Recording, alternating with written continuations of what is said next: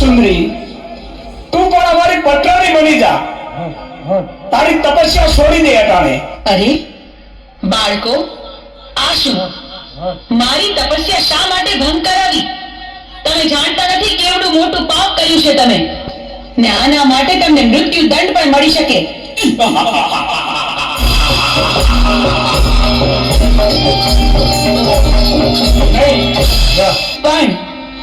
પણ તમે મારા બાળકો છો માટે હું તમને મારતી નથી. માટે જાઓ, પાછા ચાલ્યા જાઓ અહીંથી.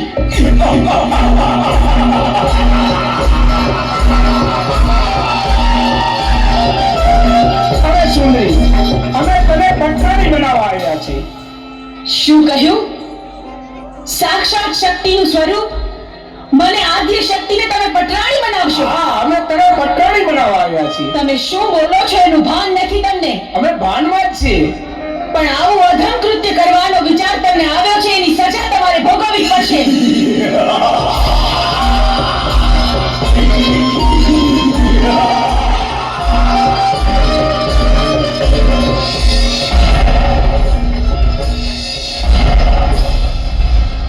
મારા ક્રોધના અગ્નિથી હું તમને ભસ્મીભૂત કરી દઈશ, પણ વારમાં તમારો સંહાર કરીશ.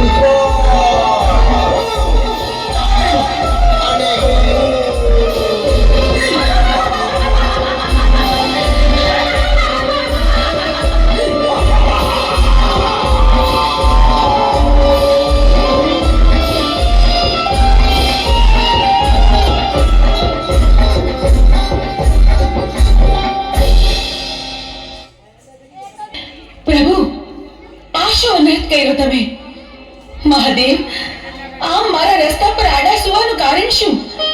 તમે મને પાપમાં ન પાડશો પ્રભુ. અરે દેવી, તમે ક્રોધમાં છો. પૃથ્વી તમારો ભાર ન ઝીલી શકે એટલે મારે આડું સૂવું પડ્યું. ચંડમુંડને મારા પછી તમારું નામ ચામુંડા પડશે.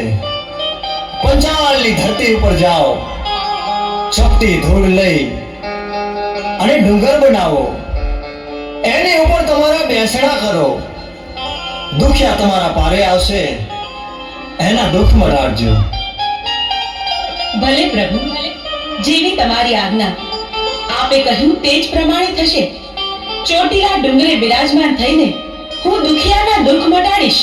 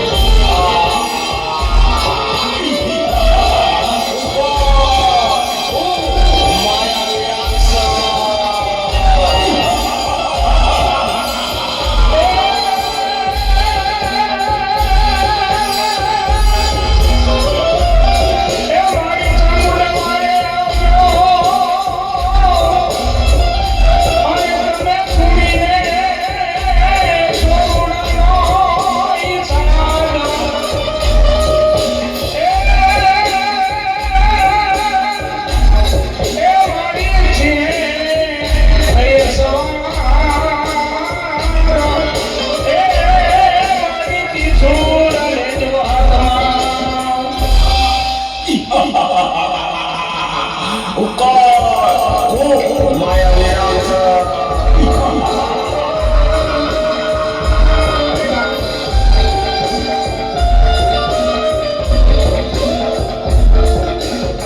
અરે રાક્ષસ, તું મને શા માટે રંજાડેશ? તો હું તો ચામુંડમાનો પૂજારી છું. અરે ભક્તા, તું કોની પૂજા કરી રહ્યો છો? હું તો ચામુંડમાની પૂજા કરું છું.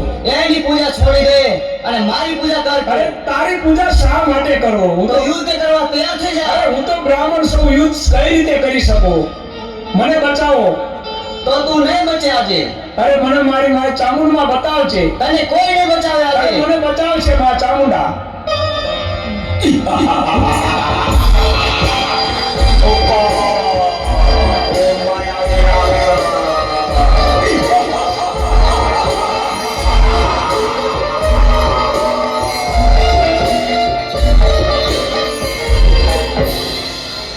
માયાવી રાક્ષસ, મારા ભક્ત પૂજારીને રંજાડીને તે ભારે ભૂલ કરી. હું તારો અંત બનીને આવી છું.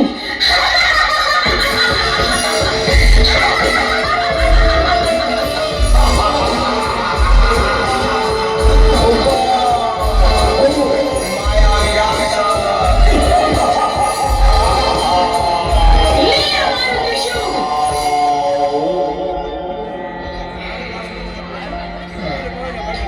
લાવ, આ રાક્ષસના મરદાને મેરુ પર્વત ઉપર ઉડાડી મૂકું, જેથી કોઈ ભક્તજનોને ડરાવે નહીં.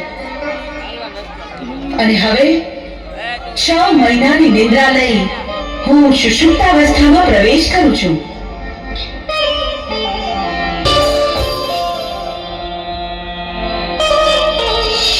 પ્રભુ, આજનું આ વાતાવરણ કેટલું સુંદર અને રમણીય છે. ચાલો આપણે કૈલાસ પર્વત પર ભ્રમણ કરવા જઈએ. ચાલો દેવી.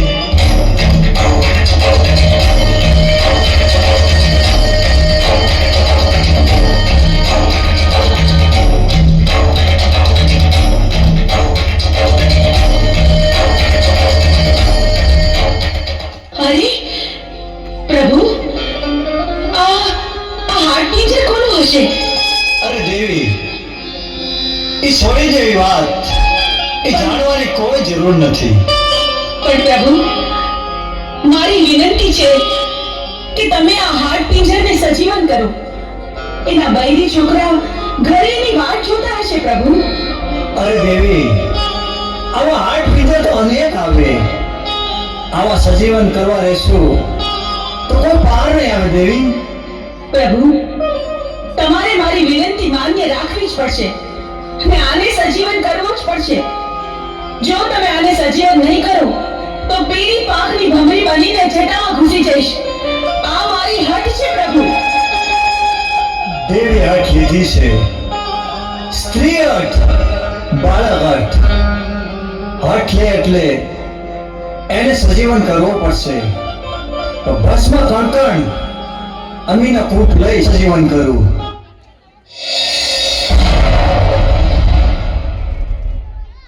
અરે પ્રભુ, મને સજીવન કરવાનું કારણ શું?